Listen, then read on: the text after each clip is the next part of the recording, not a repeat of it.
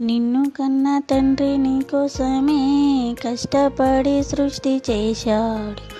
నీవు తిరిగి తన యొద్దకు రావాలని ఎదురుచూపులతో ఉన్నాడు.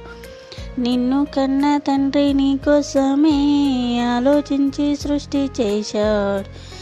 నీవు తిరిగి తనకై ఆలోచిస్తావని ఆశపడి దాన్ని రాశాడు. దేవుడంటే లెక్కలేక, దైవాలోచనలవి లేక, తండ్రి ఆశ తెలుసుకోక లోకాశలోని మునిగిపోతే, తండ్రి మనసు నొచ్చుకోదా, తండ్రి గుండె పగిలిపోదా.